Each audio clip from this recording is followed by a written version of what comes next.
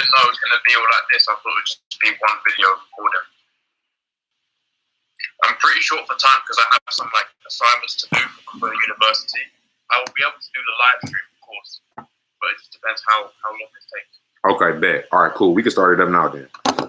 We ain't gonna waste no time. Right now, yeah. Yep. All right, hold on. I'm about to I'm gonna go live on this on my Instagram, and then I'm gonna go live on my TikTok. All right, so you can do double lives on TikTok, right? Not sure about that. Like you can live stream one. We can both live stream at TikTok at the same time. You just got to have the feature activated. Yeah. Okay, bet. All right, I'm about to live stream on there then. All right, cool. And I'll start live. I'll do yours. All right, bet. Sweet. All right, cool. Yo, what's the word, y'all? We about to get active. All right.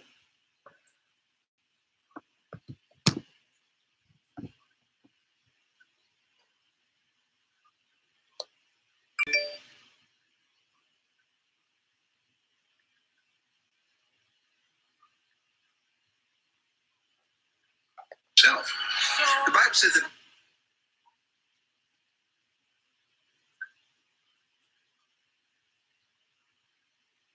Oh yeah, this is gonna be a good ass live.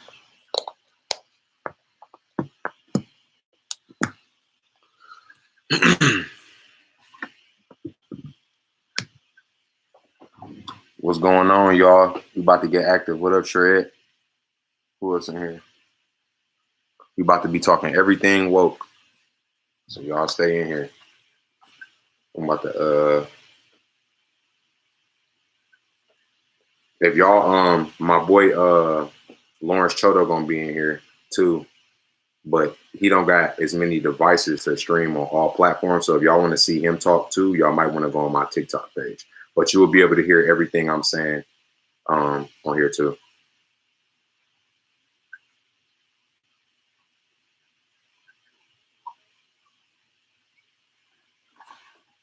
Okay. Invite host and go live. Okay.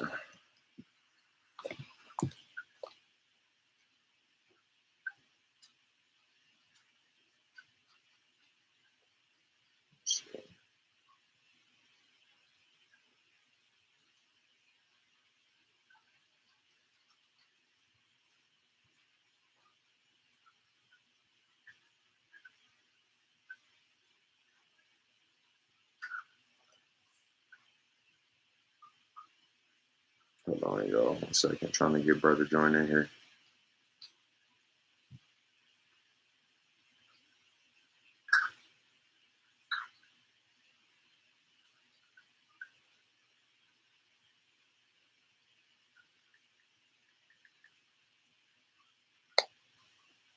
What's going on, y'all?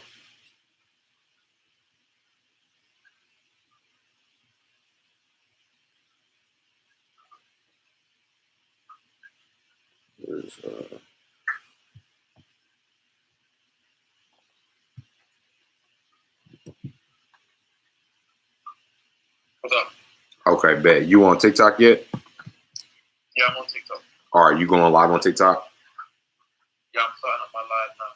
Okay, bet. All right. So, right. So I start my TikTok and then we send like each other an invite. Okay, bet. All right, cool. All right, we getting it together, y'all. We getting it together. Expanding on the soul pop.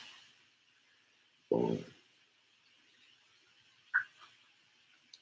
It's probably one of the easiest ways to go live.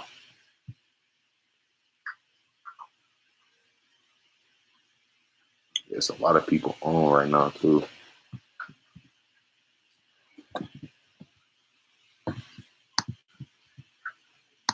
Play something for y'all in the meantime.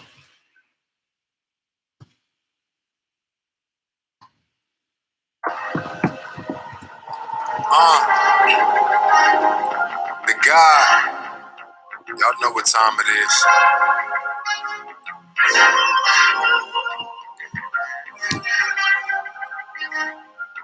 Boom, there we go.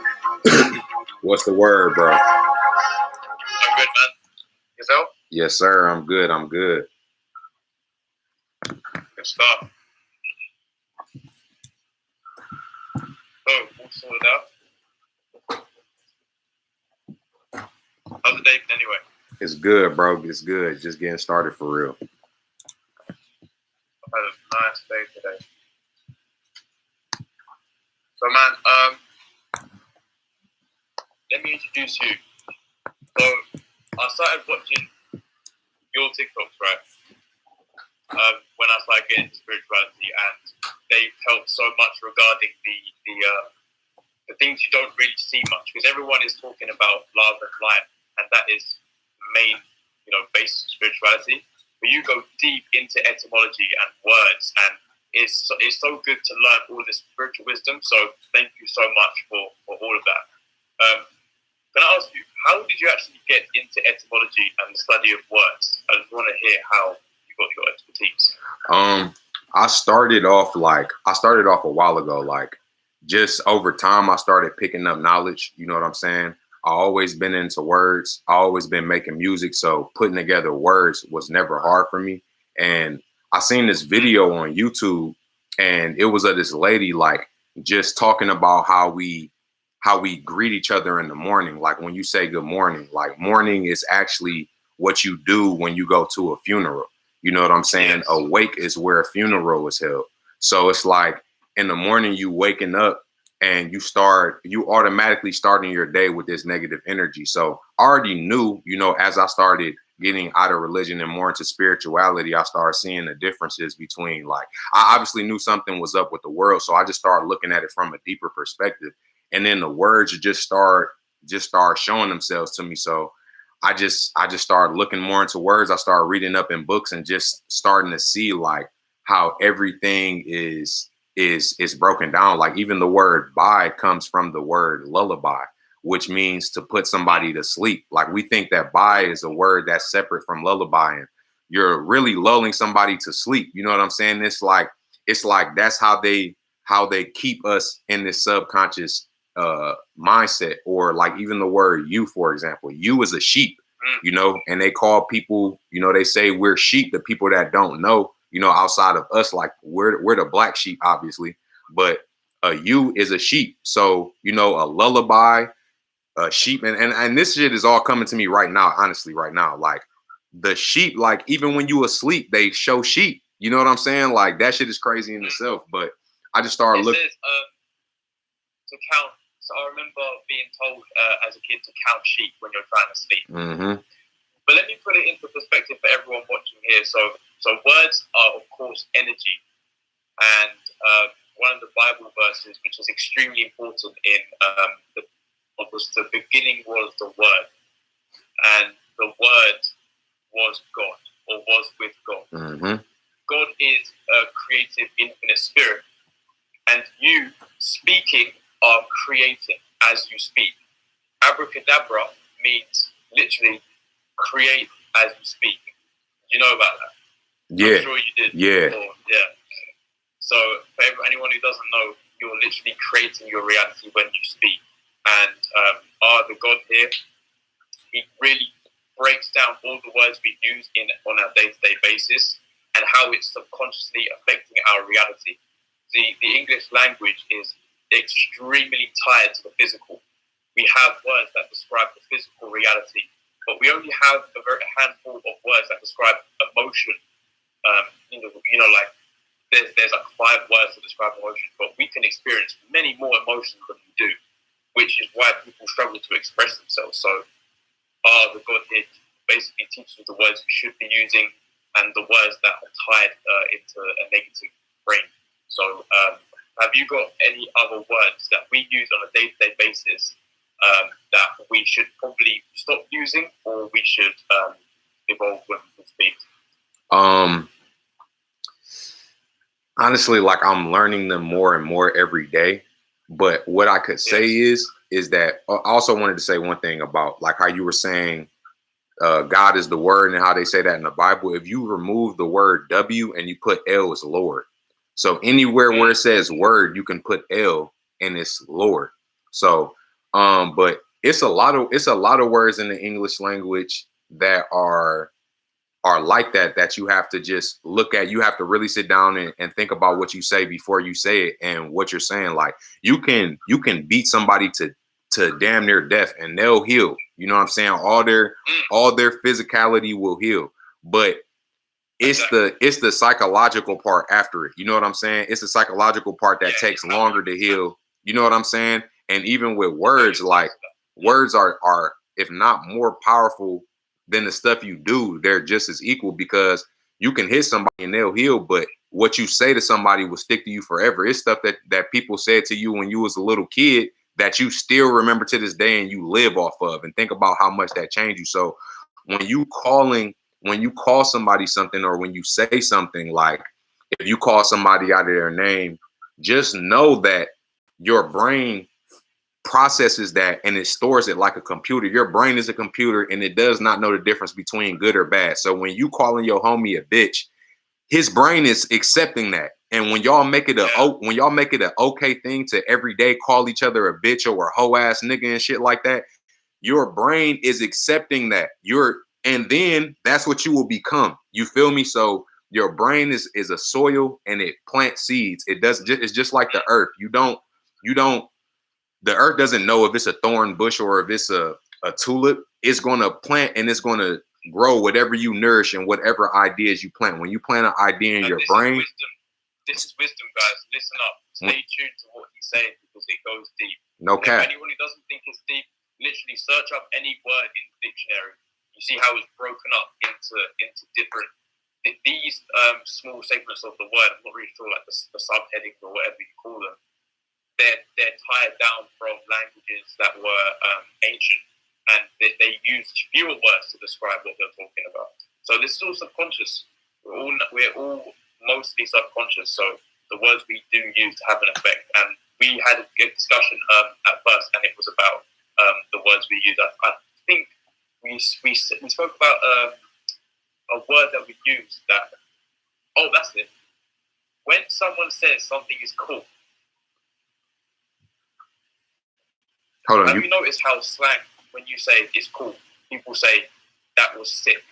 Oh yeah. You ever realize that the words that have been changed into a negative sort of vibration, because sickness is disease, is basically unhealth.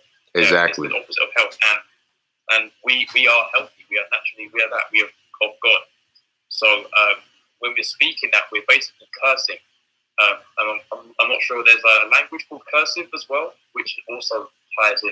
It's all linked. Very interesting. Exactly. Like when people say I'm sick, or when they joke around and they laughing and they say I'm dead, you're subconsciously killing yourself. You know what I'm saying? And with slang, it's even deeper, because I believe that slang is us breaking out of the negative frequency that we in, which the language we speak is the alphabet, and the alpha and beta are the two lowest frequencies that you can be on.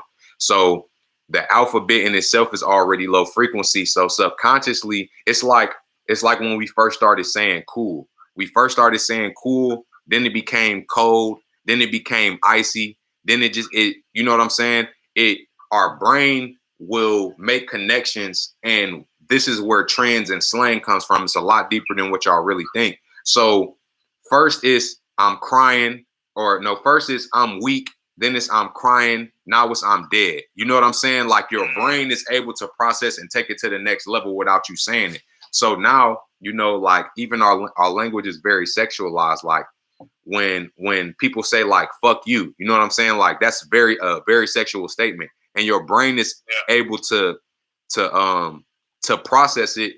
It's crazy. It's about knowing how your brain works, because once you know how your brain works and you're conscious of it, your subconscious reprogramming starts. So y'all probably asking like, well, damn, why are you saying all of this? Why are you breaking all these words? I never knew this before.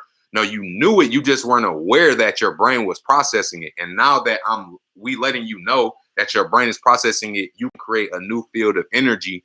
You know what I'm saying? To kind of push back these words. But it's just, you have to be conscious of what you're saying, because our language is very sexual. So it'll start off as like this, like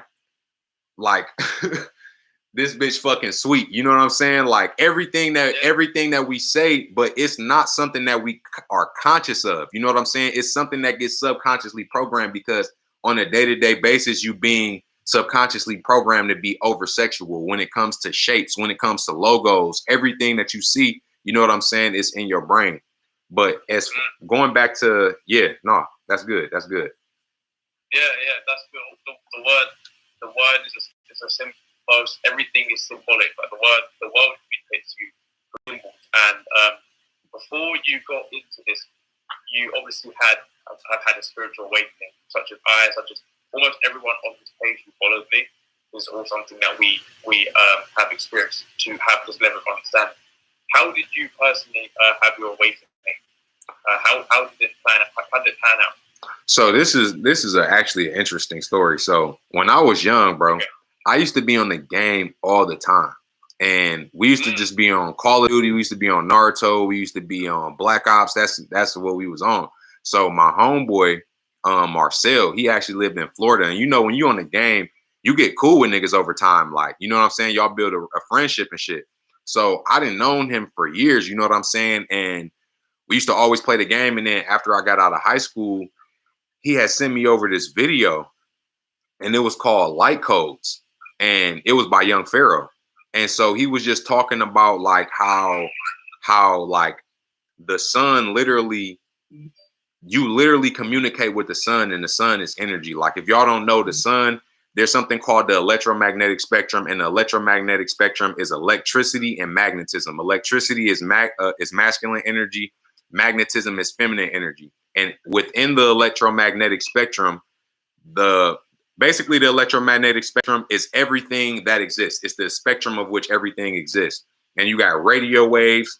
You got, at the beginning, you got like infrared waves. Then you got like X-rays. And then you got something called visible light. And it's a small part of the spectrum.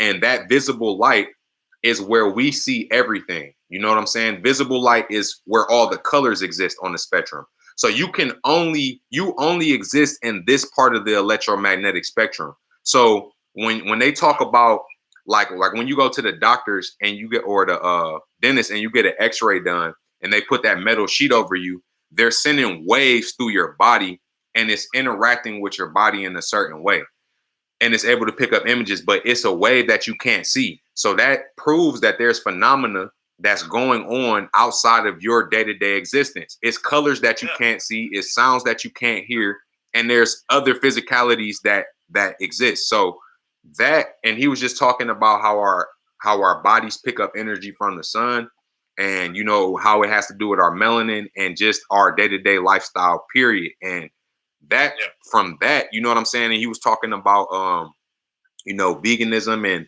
how we're supposed to eat alkaline foods, and you know, our body is supposed to be water-based. From that point, it was like, okay, damn, this is some information that I never received. Like, I never knew any of this before. This is shit niggas is not talking about. So after that, I ended up going on to this. And during this time, I was very religious. I'm talking about just got saved in the church, just gave my life over to Jesus. I'm in the church. I'm bringing my friends to church. Like, y'all got to come get saved. Like, I'm really in the church. Like, I'm really giving my life over to God. And then I go on YouTube, and then I watch this video called Zeitgeist, and Zeitgeist is on Netflix. And everybody keeps saying I'm promoting Netflix. I'm not promoting Netflix, but they just got some good shit on there. But Zeitgeist is, you can find that on YouTube. Zeitgeist 2007. It's amazing. It's about the correlation between the Jesus story and astrology. Exactly. And basically I was watching that video, and it's like a documentary or whatever, and it was just comparing Jesus to all these other cultures and gods that are exactly like Jesus but came way before Jesus's time. And that's the thing, like with religion in the Bible only is up to a span of like 6,000 years.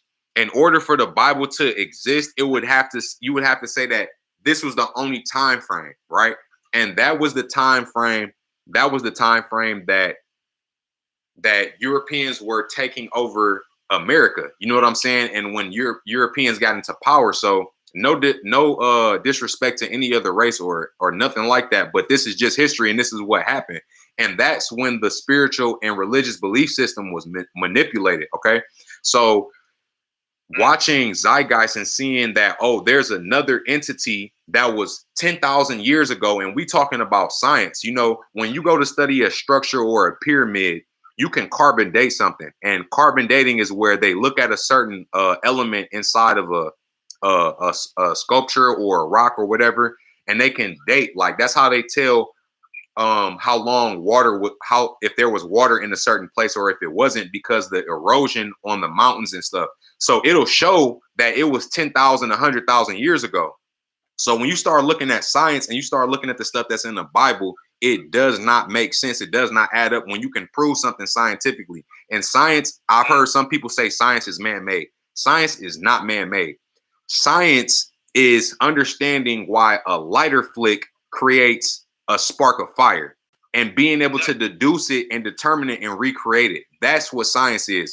Not this sci-fi shit y'all seeing on TV. That's not what science is. Being able to break down and prove something that is true.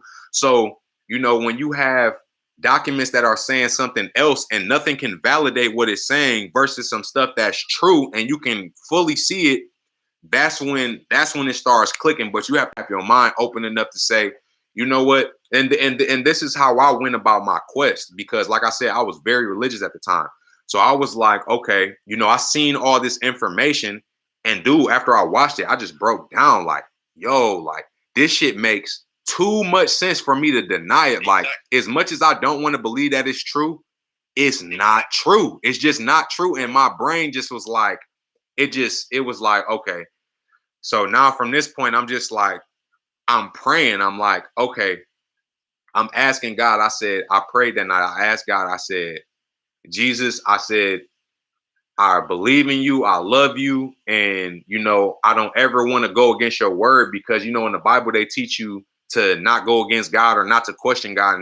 And I sat and I thought about this for so long. Like, I thought and I sat about it and I said, would I be wrong to do further study into this?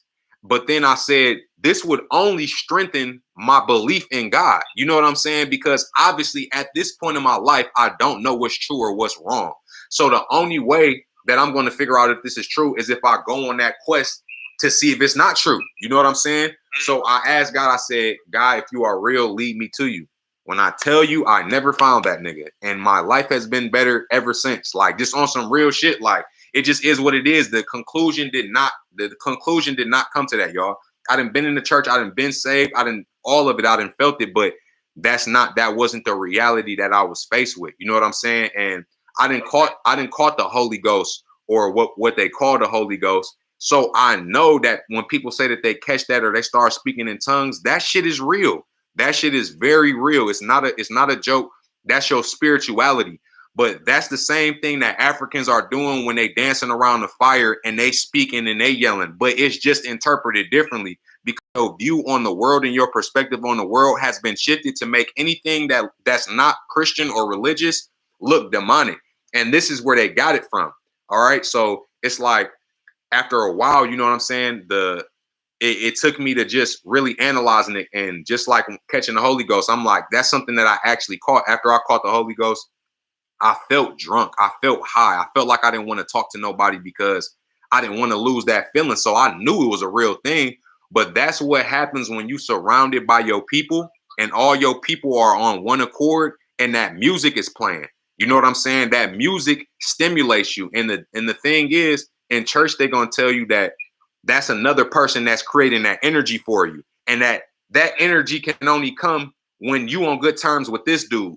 You know what I'm saying? But in actuality, that energy can be stimulated and tapped into at any time. It's just you don't know it. You know what I'm saying? It's like Neo in the Matrix. Like, Neo didn't know he could block bullets because he was not aware of it at the time. He had this whole mentality that none of that was possible and none of that was real until he tapped in and realized, like, wow, like, this makes sense. So, you know, when it comes to catching the Holy Ghost and the Spirit like that, y'all need to study music. Everywhere that you go, there's music. Music is a big part of your life. When you walk into a store, there's music playing, because certain music will influence you to buy stuff. You can say, shake that asshole, shake that asshole, shake that asshole on a song, and it will be okay. But the moment that you say that without a beat playing, it's like, what did you just say? Like, you could damn near get your ass beat just for saying something like that. So you got to realize that's how powerful music is. I have the ability to say something that I would never say face to face with somebody without a frequency playing behind it that I could say on a song. So that's a big thing when you in church, that when that music start playing, it's on a certain frequency, certain keys, certain scales. I'm a musician, so I know certain keys, certain scales stimulate certain chakras in your body. They stimulate certain bones. They do all type of stuff. Why do you think a song can be sad or it can be happy? It's because they know these frequencies and it's being manipulated all around. So, but that, man, that was like my entrance journey into like spirituality and looking into other stuff. And then I just started reading books and looking into other stuff because, like they say if you want to hide it from a nigga, put it in a book. And that's a fact because, you know, like that niggas is not reading. They not reading, and all the information is in there. And that's another thing. A lot of people not even reading the Bible. 99% of the people in the church have not, I ain't gonna say 99, but 90% of the people in the Bible in the church have not read the Bible. They haven't. And that's just they're listening to what somebody else is saying and they're taking their word for it. You know what I'm saying? That's really what it is. There is some people that study the Bible and that read the Bible, but you know. So the Bible, right?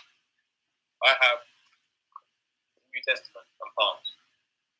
If I was to read all of this on my own accord, from my own understanding, will I receive the Holy Ghost or whatever that perception of like a spiritual awakening is? I feel like it's you mean like a spiritual awakening or the Holy Ghost? Yeah, explain the Holy Ghost and explain how to receive it.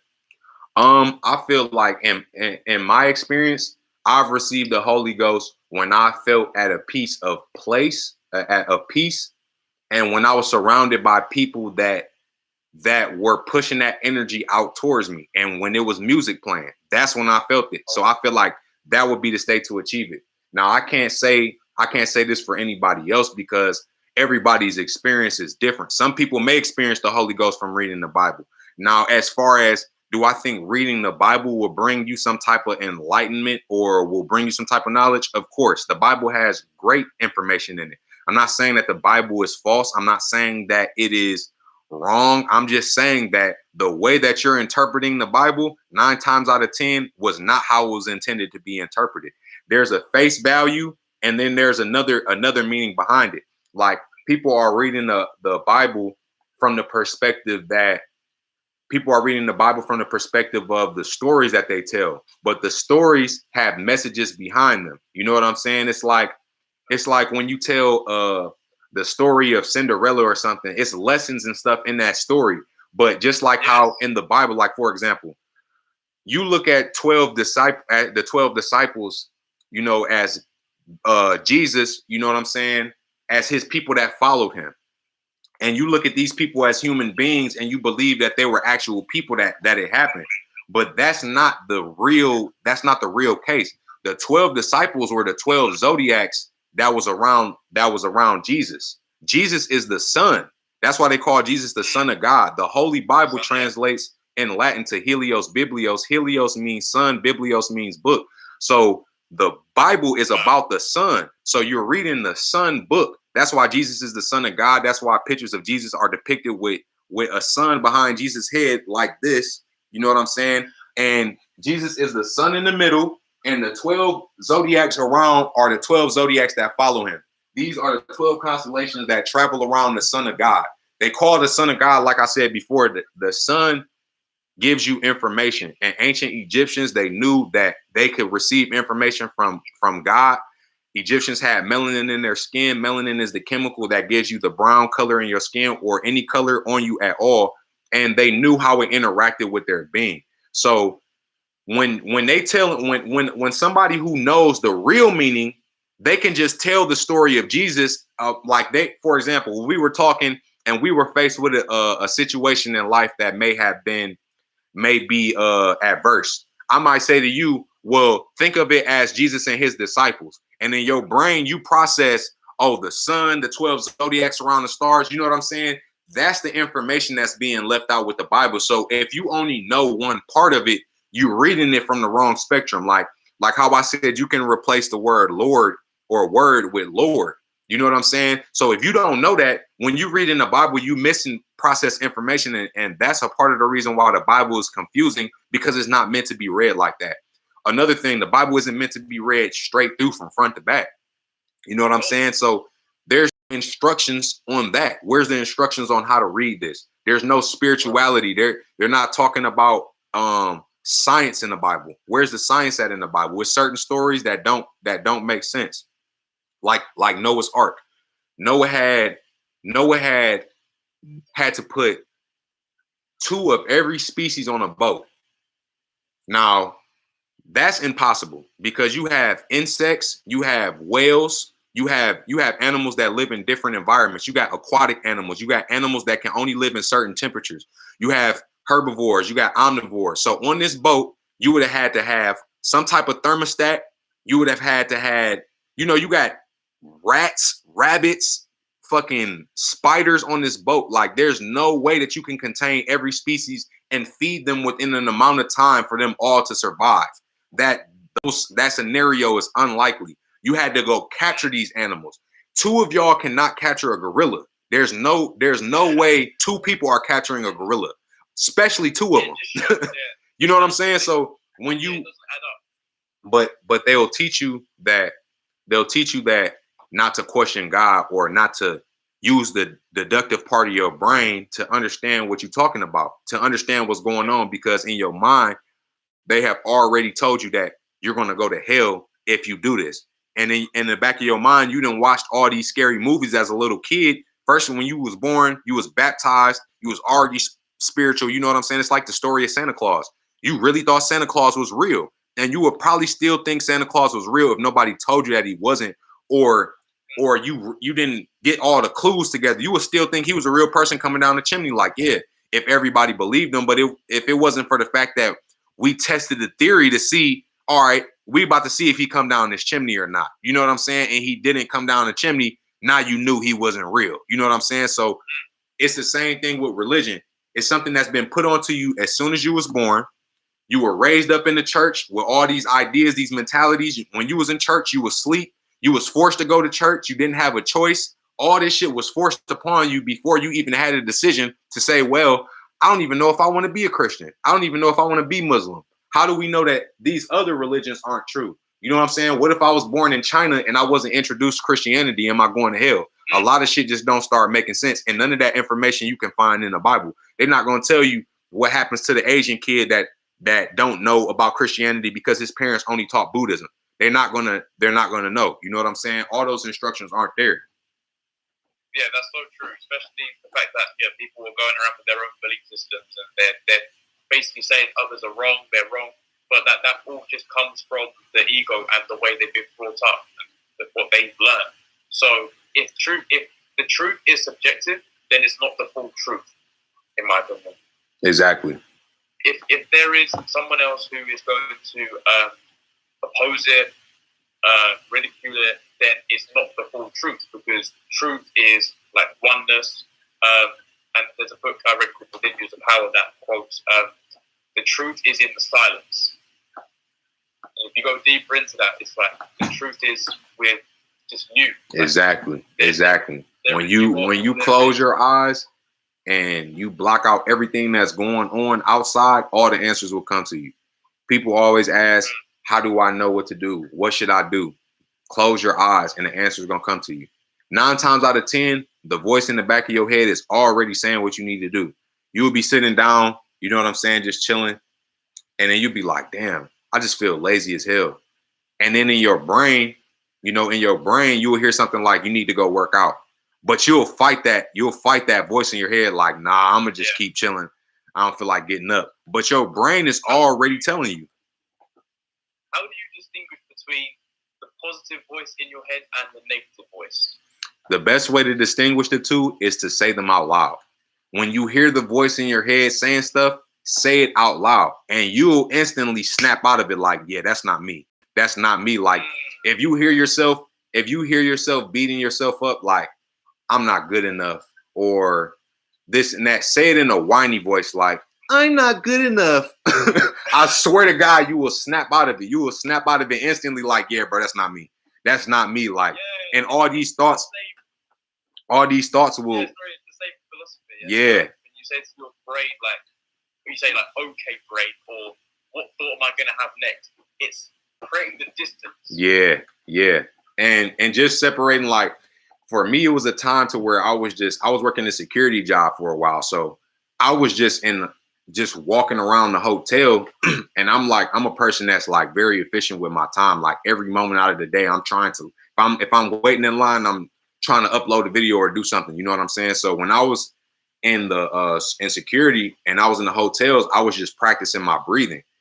And I would just be walking around the hotel for hours, just breathing in, you know what I'm saying? 10 seconds in, 10 seconds out, you know, raising my frequency. And it just got to a point to where it just felt like my body was just walking on its own. And I was just up here. I was just up here. And I was trying to read, but I couldn't get caught sitting down. So when I just was here and I wasn't talking to nobody, not listening to no music, the answers just started coming to me. Like it was a point to where I would have to look something up or I would have to read a book. But then it got to a point to where it was like, you broke past that point to where now you have enough knowledge to whatever issue is at hand or whatever situation you don't know. If you think about it long enough, you can figure it out. You know what I'm saying? Because even when you learn this stuff from different subjects and different books, they all reference similar information. So once you have that circle of information, it's easy. It's like, all right, now I got this information out here, but I just started hearing these. I don't want to sound crazy, but I started hearing these voices in my head from the perspective of that we do on a day-to-day basis. Like when you talk to yourself in your head, or, you know, one energy will be beating you up. One energy will be boosting you up. One energy is more sexual. One energy is angry. Like this is the perfect example of what I'm talking about. And these aren't voices in your head. They're aspects of your being. They're different aspects of your being. Your higher self, your lower self, all these different beings. So when you're upset, you have that being in your that aspect of yourself that's just like, no, I'm not doing it. I'm mad. But then you have that other self small up under you that's like, man, you just need to let that shit go. Like it's not even worth it. Like, but the other one is just a mean face, like, you know what I'm saying? Like you don't want to let it go. And the only thing, like when I get upset with my girl, you know, when we get into an argument or whatever, when we real upset and then we just hug, it's like the love overcome the anger. Like that's the only thing that can come, that evil energy is love. Like it just goes like, this feels way better than being angry. You know what I'm saying? So it's like, it's distinguishing when you're in those states. It's distinguishing that this is something that I'm experiencing and this is not somebody that I am. I'm not angry. I'm just in a state of anger right now. And when you can separate yourself from that energy, you can bring yourself back. You know what I'm saying? That's why the Buddhists and people like Sadhguru, they say you have to look at your emotions as your friend. You have to look at them as your friend. And I did not know what they meant by that until like a couple days ago, to where I really made my emotions, like I was in a fearful state.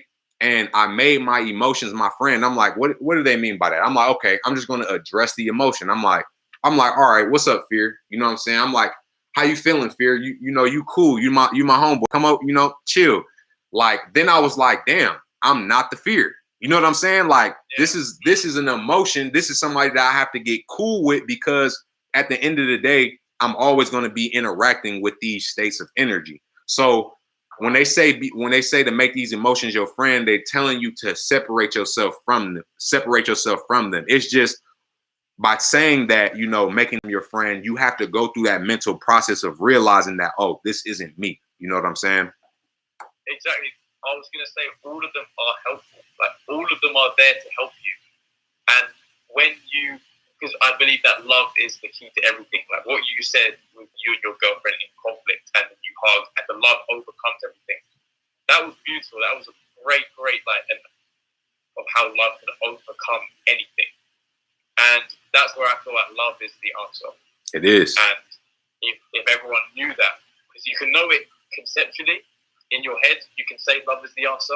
But when a situation comes to you, you know, you won't intuitively seek out love, because we still view ourselves as separate from whatever is happening. But everything that happens to you, all the voices in your head, all the aspects of yourself, they're all there. You know, it's whether you give energy to it or you just, you know, love it all. And that's what Jesus represented in my opinion. Love to the end. When he was being executed, when he was, you know, being martyred, I believe it's called. Exactly. He loved the people who were doing that to him, because he didn't see anything as separate. And that's the analogy of taking all the sins from the world onto himself. Because we see them as sins, we see them as bad, but they're just aspects of God, which is duality, good and evil. It's all one, and love is what brings it all together. Facts. No, that's true. And yeah, Coco, I have a question for you as well. So that's not really a question. This is more of a statement. So people are waking up, and social boundaries are dissolving, and this is a slow process and journey into the universe restoring balance with itself. Are you familiar with the law of one? You said the lower one? The law of one. The law of one? Yes, I'm familiar. Yes. So that describes everything we're talking about perfectly. It says there are 8 dimensions of consciousness. And if I explain to us consciousness is one thing. Even scientists now are realizing that consciousness does not necessarily come from the brain. It's almost like it's being received from our brains. And there are 8 dimensions of consciousness in the law of one. The first dimension being inanimate objects like rocks, or your wall, or your phone, anything inanimate, which means like inanimate, where it's not animated, it's not alive, but it's conscious. That is representative of your root chakra. So you see how we have the 7 chakras. That's represented to the 7 dimensions of the consciousness, and the 8 being love and unity and God. So when you start to go up the chakras, you start to go up levels of awareness, levels of consciousness, and when you can raise your energy from your root chakra to your sacral, to your solar plexus, to your all the way up to the crown, when you can finally go through that process of aligning the chakras, which is also representative of your soul going through its journeys in life. So it incarnates in a body. And yeah, exactly. So someone says here, your highest being of consciousness is going through these stages. It is evolving. So everything that happens to you is happening for you to eventually reach the highest state. And we're only in the 3rd dimension right now. So we have a lot of work to do. Yeah. So yeah. It continues, but it's all happening for you. And like I was saying, so we eventually will all become one through just love and oneness. Religion is just, I'm just reading from my notes here just to explain. So religion is like these messages, but for your ego almost. Because they will see these like, for example, Jesus would say, I am God.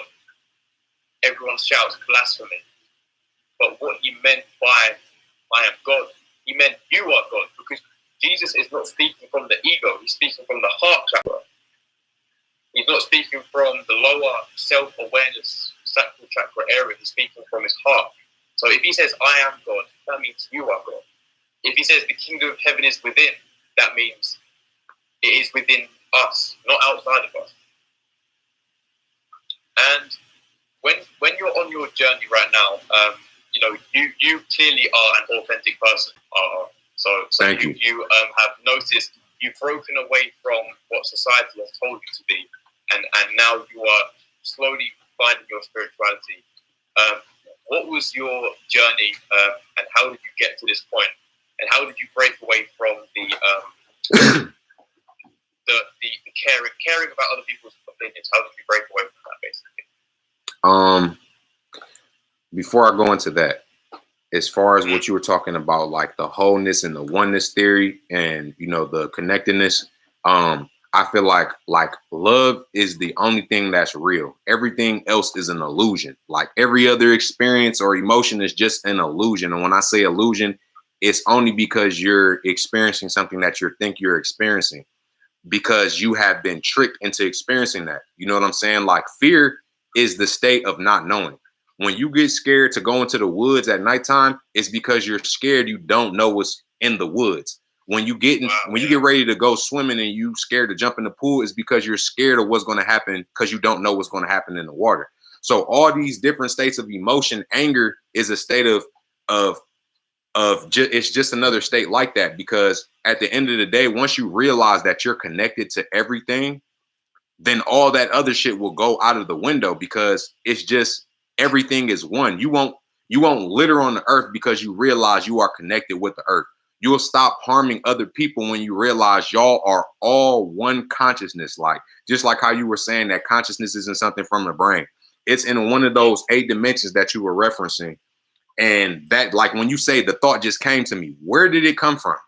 You know what I'm saying? The thought was manifested from another dimension that's not in the physical realm. It came to you from somewhere else. So when you break those barriers and you start understanding how we're all connected, how everything is one, everything else falls. And once we all realize that, the only emotion there will be is love. Everybody will be loving. Everybody will treat each other as they want to be treated, because we are representations. We are all different aspects of ourselves. We breathe the same air. We're all made of 75% water, and we all drink the same water. The same water that we drink, Shaka Zulu might have been drinking. You know what I'm saying? So you have water holds and stores information. So you have the same information in your genes and in your body. You just have to be aware of it and being able to tap into it. But I forgot what was the question that you asked? How is linking from how we have to move from separation to love. How did you start breaking out of your caring for other people's opinions? So obviously there is an extent to where you have to care about other people, but sometimes opinions hold you back and they make you feel separate from yourself and what you're doing. So how did you break away from that? I feel like everybody cares what other people think. It's just whether you allow it to affect what you do or not. So first, it comes from going within. You have to really sit down and understand yourself and understand who you are, and realize that everything that you've been taught since the time that you were a child has been taught to you.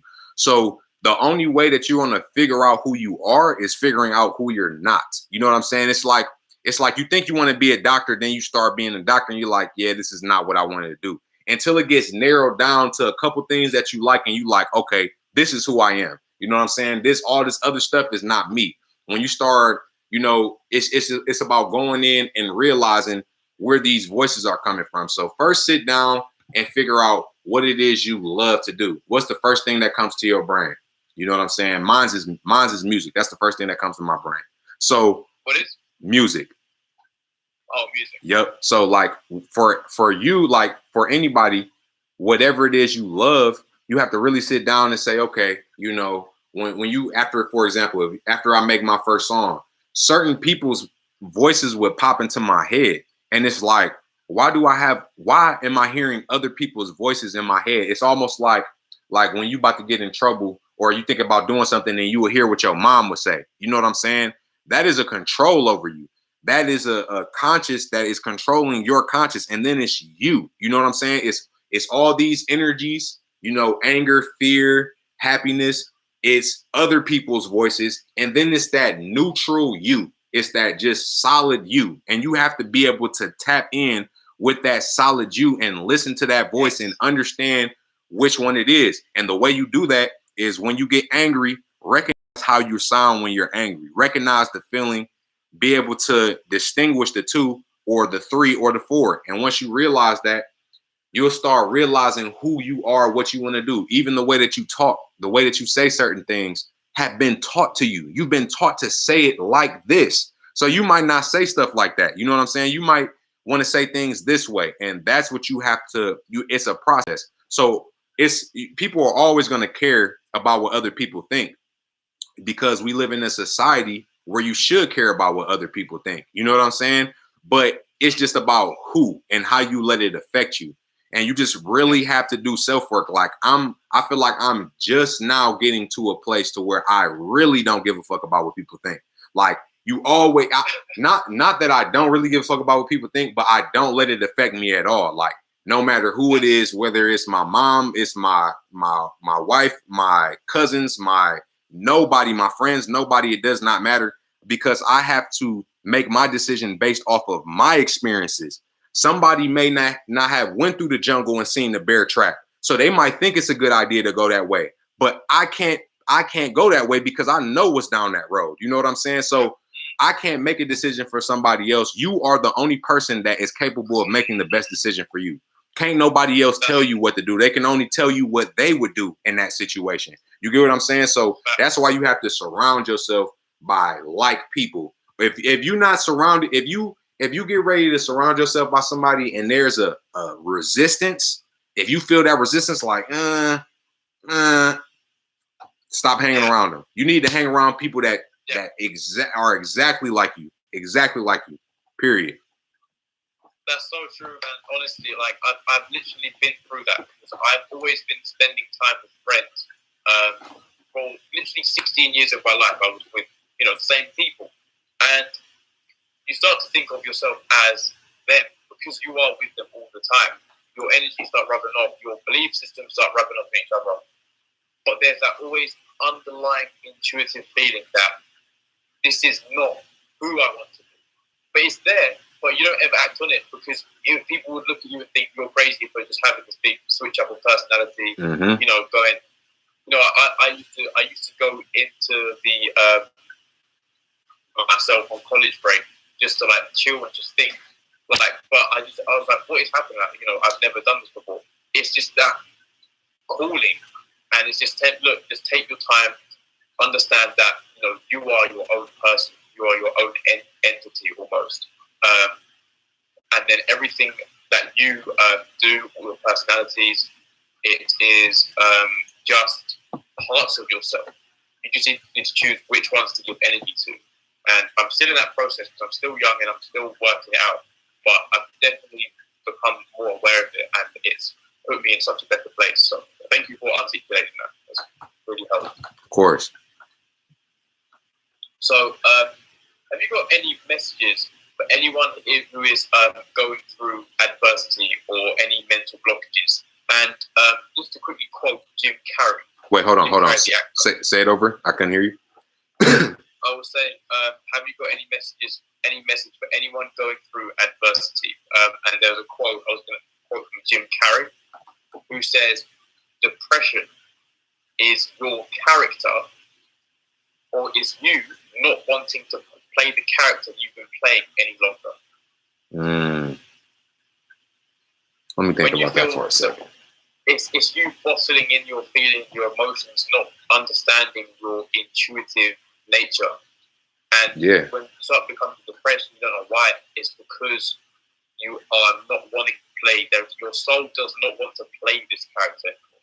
So have you got a message for anyone who's going through these times and how to break away from these mental chains? Well, depressed that's a good play on words, because depressed is really deep rest, and your body, your spirit is in need of deep rest because it's been strained. When you get depressed, it's because you're being hit by too much shit. And I can understand Jim Carrey's perspective of your character getting tired of doing something, because usually when you get depressed, you're tired of something. You're tired of a situation that keeps occurring. So for anybody that's facing adversity, I would say start practicing meditation, because that is the true to finding yourself. And I know people like, man, I don't just want to sit down and not try to think about anything, but it's not about not thinking about anything or clearing your mind, because that's not what meditation is. Meditation is honestly the exact opposite of that. I mean, that's one form of meditation, is clearing your mind, but meditation is also allowing everything to come to you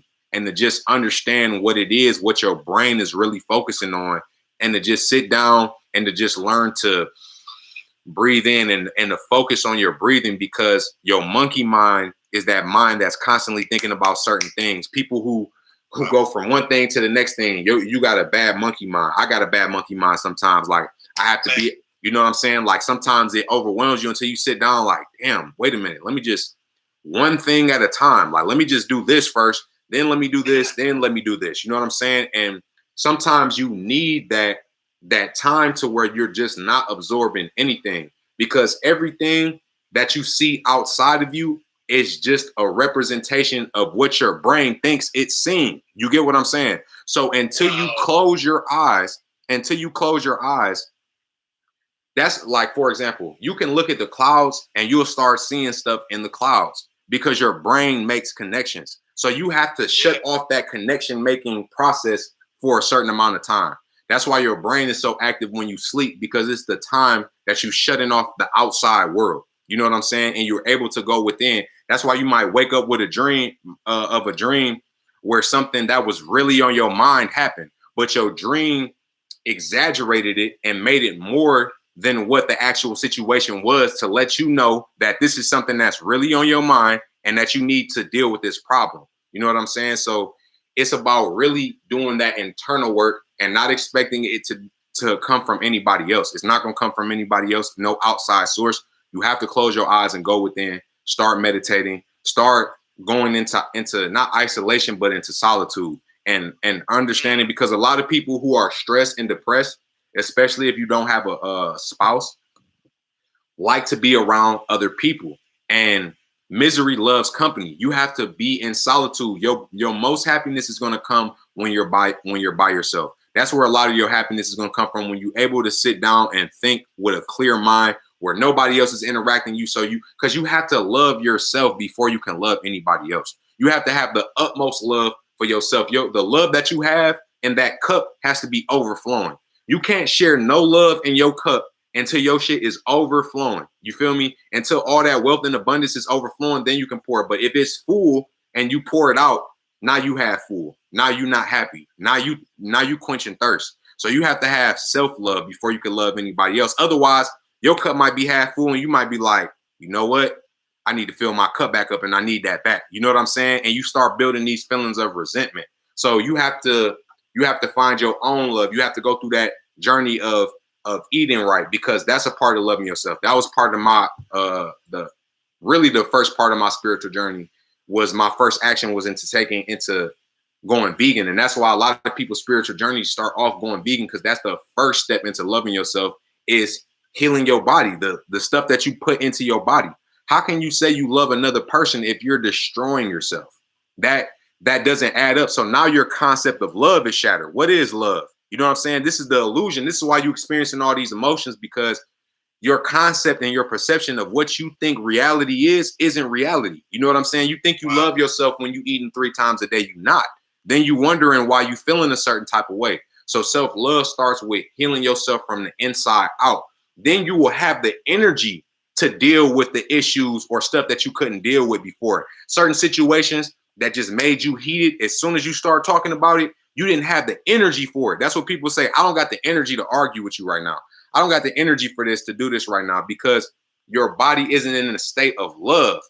Of course, you don't have the compassion to listen to another person's issues or concerns and just listen to them, because you don't love yourself enough to sit down and listen to what you're saying on a day-to-day basis. So part of loving yourself is realizing that a lot of people don't love themselves. A lot of people are out here killing themselves on a day-to-day basis, mentally, physically, and spiritually, and try to project this energy on you.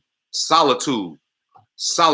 That's when you have to take 3 months, 4 or 5 months away from everybody. You got to stop hanging out with everybody. If you really love yourself, you're going to break your own heart breaking other people's hearts. That's just what it is. You're going to break your own heart telling people no. You have to bring yourself to a place of solitude till your cup is running full, till your cup is overflowing, because some people might not want to stop their bad habits, but you do.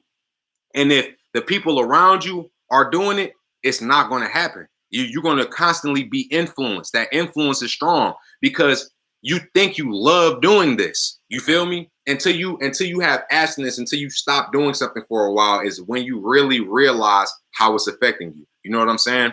And that has to deal with TV, with people like me and my homeboys was talking like about the video game, like how it really can take over you. Like it was a certain point where I sold my PlayStation because I feel like I was spending too much time on it.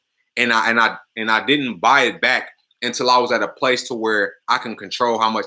I would look up and be like, damn, I was on the game for 4 hours. Like I could have made 2-3 beats. I could have did this, uploaded this, so I had to sell my game. And my homeboy was saying he did the same thing. And he was like, I went to go play the game, you know, after not playing it for so long. He was like, bro, I can only play for like 30 minutes. You know what I'm saying? Because it wasn't entertaining me. So you have to remove yourself from everybody and everything to really know who you are and to see how it's affecting you. Bro, you literally like it was spitting so much facts back up. It was actually unreal. Like I need to really rethink the things that I do as well, because you described me to a T almost. Really touched when you're saying about how you have to give love to other people. You have to love yourself first, and that love, it's not about the knowing like, oh, I can say to myself, I love myself. But what am I doing? I'm eating unhealthy food. I'm watching, you know, Netflix. I'm not prioritizing what I need to be doing. So that's not love. That's conditional love. And that really just rings true with me. So I appreciate that. No problem, man. Bro, you're gonna It get deep. It get deep. It's actually, bro, you're too wise. I honestly have no more questions, but I just want to freestyle right now. Let me try and ask you something more personal. How do you get through? Well, the thing is, I think I would know the answer, but for anyone else who doesn't, how do you move through your trauma? Because trauma doesn't have to be anything serious. It can be this underlying thing that the way you react to situations. It can be stored in your body. It can be mental blockages. So for anyone who's experiencing that, who feels as if like there's something in them that needs to, how do you heal it? Someone in the comments keep shouting, weed. Weed is the answer. We'll get on that later. But as far as trauma goes, the best answer to trauma is literally, I'm gonna say, for me, was studying books, studying psychology, understanding the mind, understanding how it works, and what your brain is capable of doing that you're not conscious of on a day-to-day basis. Like, for example, it's certain things. It's a lot of psychological trauma that Black people go through from slavery. For example, it's possible and it's proven true that everything that you see is stored in your DNA. So when LeBron James is doing a crossover and he's shooting a three 100 times, your DNA is a notebook of everything that you know how to do or need to know how to do. When it comes to bodily functions, shooting a 3-pointer, you know, all this stuff. So it gets engraved. Like when you sledding down a hill, it creates a path in the snow, and that snow gets, every time you go down it, it gets more and more and more and more and more implanted. So when you have children, that trail is implanted in them. So everything that you experience and that you see, we still go through things from, you know, experience things that happened in slavery mentally and physically. Like, I don't know if you guys ever read the Willie Lynch manual, but Willie Lynch was a man who wrote a book on how to enslave people for over 300 years. And he talks about how, yes, this is a real book that that's where you get the term lynching from, because this was a man, he actually created a manual on how to do it. And part of them have to do with creating jealousy and envy. Like, we're going to make the slaves on the West Hill, we're going to say they're better than the slaves on the East Hill. And when you look today, 300 years later, you got people talking about East Side, West Side. And they think that this is something that they've created on their own, when really this is psychological trauma that your brain has been taught to keep doing. Like, for example, like light skin and dark skin. You know what I'm saying? That was in the Willie Lynch manual. We're going to create envious between the light-skinned slaves and the dark-skinned slaves. So we're going to put the light-skinned slaves on the inside and make the dark-skinned slaves on the outside. That's going to create a jealousy and envy. We're going to make the older slaves worse than the younger slaves. So now the older generation and the younger generation have a disconnect. And when you look today, all of that still exists. All of that still exists. So the trauma really has to do with history. You got to really be able to go into your history and see what's going on. You know what I'm saying? Like what happened in the past, because you can be fearful. Like a lot of black people are fearful of water. Why? You know what I'm saying? Like maybe because slave ships or something. You never know, bro. Like it's that type of knowledge that is that deep. But when it comes to like regular day-to-day trauma, like people have to understand that, for example, if you had a bad experience and you smoke in that bad experience, your brain recognizes that this is what helps me cope through negative experiences. You know what I'm saying? And what happens is over time, when you're in a negative environment, after a while, your brain will tell you that this is normal or that this is okay to help you cope with it. So you could literally be in a fucked up state and your brain is telling you that it's okay. It's okay just to allow you to cope with it. You know what I'm saying? So I feel like when it comes to trauma, it really comes to history and studying the brain and studying the psychology, because it's about knowing how your brain works and what processes you need to take to heal. Because once you realize what it is and why you feel like that, that's the first step into healing it. Because now you know what you got to do. You know what I'm saying? It's not until you know what's wrong with you until you can start taking the steps into making it better. Why is this guy I've ever spoken to? Real talk. Appreciate it, bro. Appreciate it. You've opened it up, man. You've opened up this whole new understanding for me, and to explain it in the way I understand what you're saying is look at history. Look into the history. You know, your brain, 95% subconscious. Your DNA holds all your genes, your memories, your traumas. So everything that you're almost like a product of your DNA that's happened over the years, or over millennia, or even generations. So now this separation is almost imprinted into us, therefore imprinted into the world. And just look at how the 1% have control over the 99% is because the 99% believe they're all separate from each other. Mm-hmm. That's how the 1% keep their control. And you look at the Illuminati, even if it's not real, even if you don't believe in the Illuminati, it's the all-seeing eye. It's like a pyramid. The 1% at the top, mm-hmm. and then everyone at the bottom. It's like they know. The Illuminati means the illuminated ones, which means the enlightened ones. They know, but they're using this they're using the knowledge for evil, in my opinion. Not negative or whatever, but they're using it for mass control.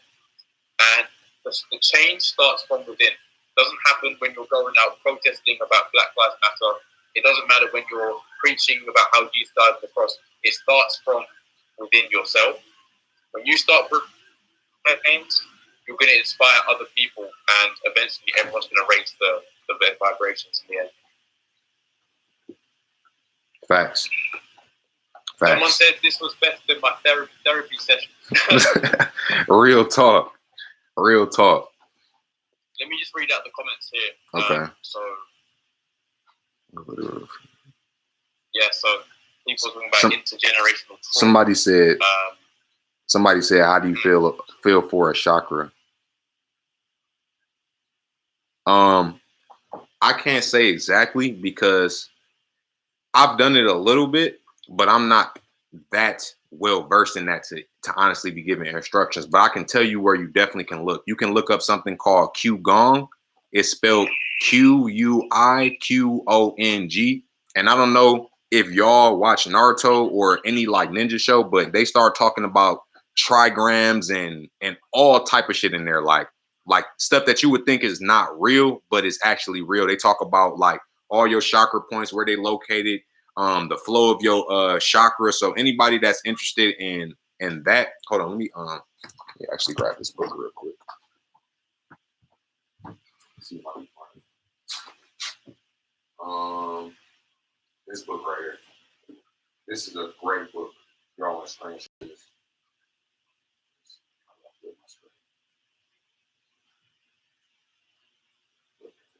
Okay, this book right here.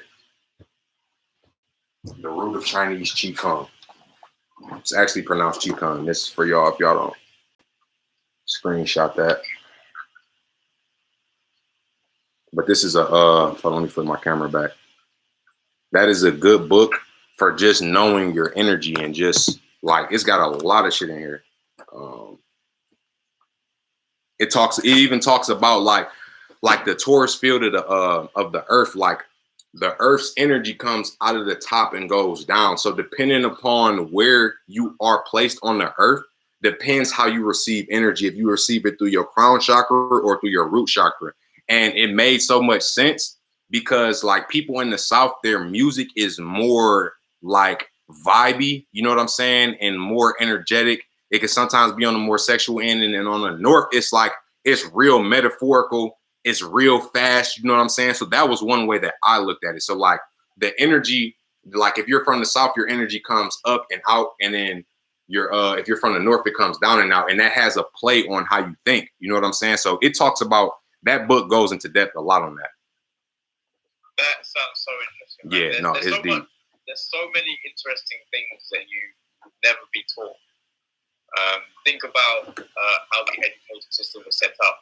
I believe it's Rothschild who owns the education system. And he quoted that he doesn't want to make nation of thinkers. He wants the nation of workers. And this is the first that shows that information that is only going to keep us in our own head, in our bodies and working with this matrix, basically. Yeah, no, that's facts. I know that. I also know my boy YP, he was doing this lecture, and another person who has their hands in the school system is, you know, Ghislaine Maxwell, Jeffrey Epstein's accomplice. Her father is big into our school system, like very big. Like, you know, those, wow. It's like the I can't remember, it's not Scholastic. I don't want to say no name because I don't want to disrespect any brand, but one of those books that we always got in school was like his books. You know what I'm saying? And it's like that deep. It's that deep. I had posted some content earlier. Sigmund Freud, he's one of the people who's ahead of our psychology system. He was like sexually abused and molested by his father when he was a little kid. And in his books, he teaches like how kids are sexually attracted to their parents. You know what I'm saying? At a young age. And it doesn't make sense because like once you realize that he was molested as a child by his father and stuff, it's like, this is your psychology. You know what I'm saying? So it's like, even the way that, well, Sigmund Freud, that was his name. He had a son, and now his son is the owner of Netflix. And you see all the shit that's going on Netflix. You know what I'm saying? It's crazy. It's crazy. What? Yes. It's on my last post on my page. If you go on my page, I just posted about it.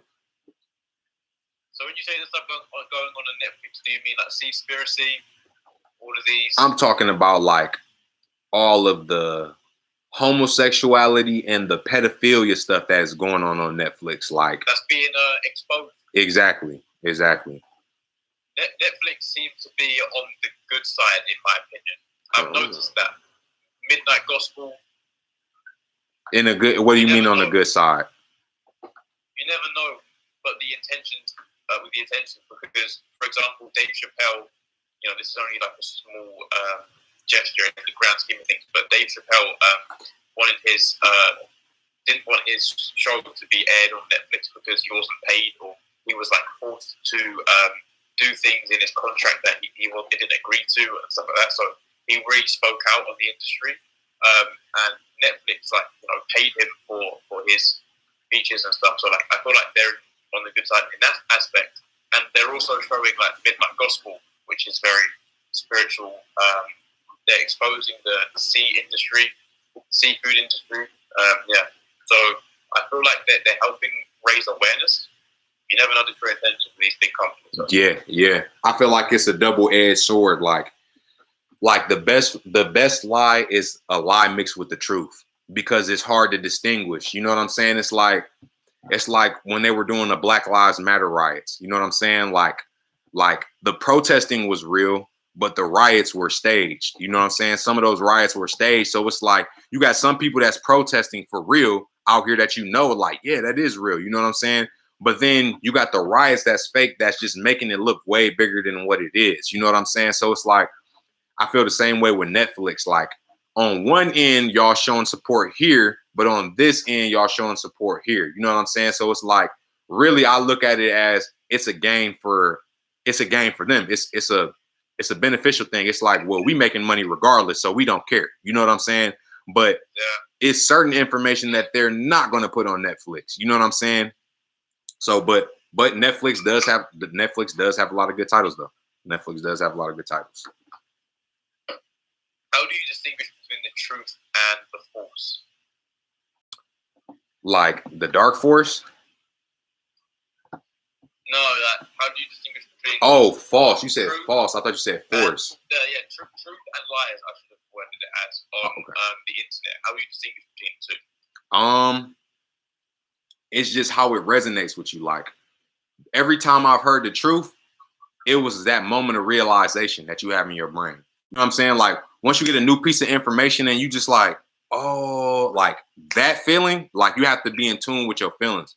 And it's just like, when it just makes too much sense, like it's just clicking for you. When it clicks and it just snaps in your brain, it's just like, yo, like this is just making too much sense. It just resonates with me so much. A lie is always going to be questionable. Like something about this just doesn't seem right. You know what I'm saying? So it's like, it's also about deductive reasoning. You got to be able to look into what it is, you know, that's true, because some things may just seem true and it really wasn't, you know, but it may have had some truth to it.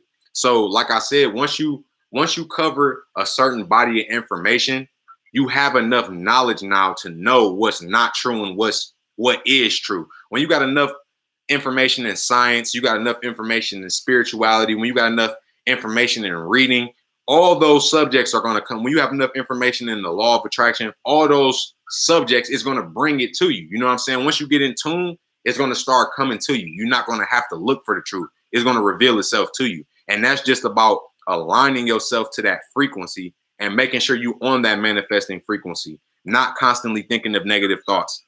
Being able to stop that negative thought and think about a positive one, and having a backup word in your brain like wealth, knowledge. You know what I'm saying? And retraining your brain and reconditioning your brain to think positively. That's going to bring the truth itself. You're going to attract what you want. You're not going to attract what you want. You're going to attract who you are. Yeah, that's so true. Yeah, you've outlined a great deal of things here. So, is there any conclusion that you would bring to all of this? I would say just tune in with yourselves, y'all. Really sit down, meditate, turn on some binaural beats, allow the energy to come. I would not do anything I'm not going to say that. I wouldn't do anything that you don't feel like doing, but that's how I am. Like, if I don't feel like doing anything today, I'm not doing anything. I go with what I feel like doing. That don't mean be lazy. That don't mean don't set any goals, but trust your instinct, trust yourself, trust your knowledge, because that above all else is going to lead you to the right path, is when you trust your own instincts and follow your alignment. That's so true. I feel the same way. Just follow your feelings. We have 3 brains. So we have our mind, we have our heart, and we have our gut. And they all have brain cells, I believe. Facts. So what you eat affects your mood, affects the way you feel. In regards to the heart, you know, love increases your likelihood of making better decisions, being more in touch with your feelings. And your mind, just control it through discipline. That's one big thing. You can be in touch with your feelings and know it's time to relax. I do that all the time, to reset, recharge. And there are times when you know you have a purpose with your head, okay, I want to go for this. And you start visualizing. Sometimes what's tricky with the mind is you have that voice. You're right. Oh, yeah. You have that voice.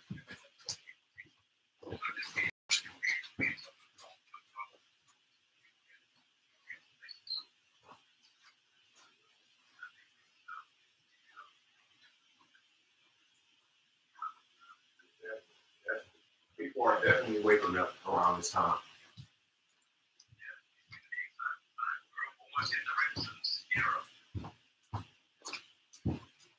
Because history repeats itself. We said that earlier. We said about history repeating itself. If the Renaissance happened with art and expression, or the hippie revolution happened, think about the 2020 revolutions, or the new coming of thought forms and just being more connected with the world. Just imagine, and with AI and technology coming, it's going to be a very interesting time. So just evolve, adapt to the times, and fun.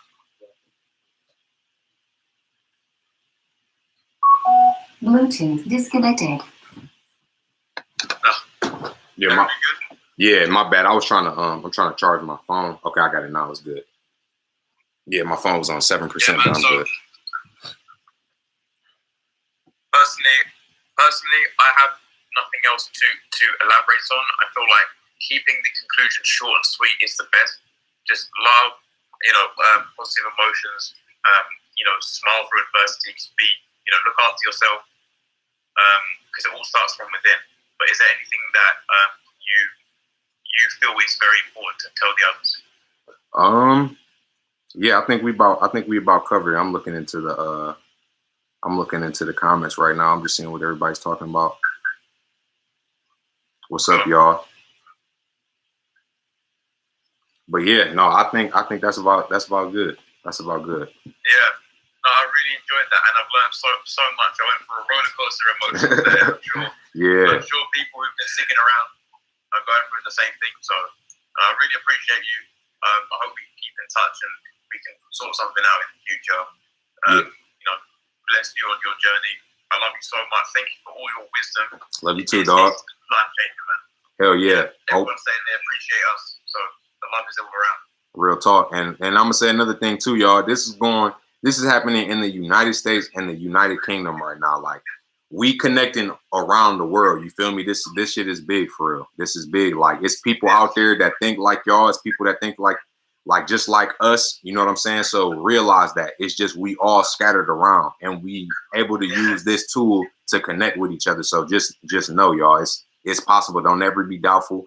Remember that you manifesting the energy that you thinking. So put that energy and that thought into something positive. Don't think about nothing negative, because that's all you will attract. That's the state you will create. So just stay positive. Another thing I wanted to say too is I make music too. I'm an artist. That's originally what I do. So make sure y'all go check out all my music on all platforms. I'm on Spotify, Apple Music, all streaming platforms. Just look up my name is Double R the God, 2 R's the God. And yeah, go follow me, play my music. All my music is on SoundCloud. But my most recent stuff, my most recent albums are on the major platforms. So yeah, just go check that out, and make sure y'all subscribe to my YouTube page. Go subscribe to his YouTube page. The links are in our TikTok with the little Instagram icon, so you can follow us there on both. And yeah, just tap in, y'all, subscribe and turn on the notification bells. Oh, one more thing.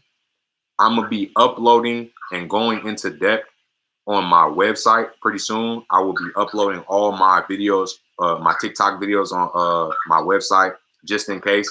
And I'll be doing a subscription to where I'll be going into full depth of words and spells. I won't just be doing 1-minute videos. I'll be going into depth into it, like how we did on this live stream, which it'll be like an hour or two long. So make sure y'all look up for that. I'll be giving a heads up when that's coming. Thank you so much, man. Someone saying hi from South Africa. Yo. People here from America, Canada. The whole world is involved, man. Yeah, that's dope. It's fun to see. But thank you so much, and I'll this as well to clarify some things. And thank you. Bet, you know it. All right, fam. Peace. Great content. Peace out. Yeah. What's going on, y'all?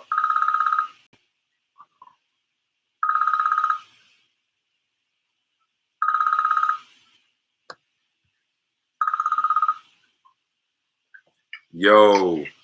That was great, man. Hell yeah. That was great. That was great.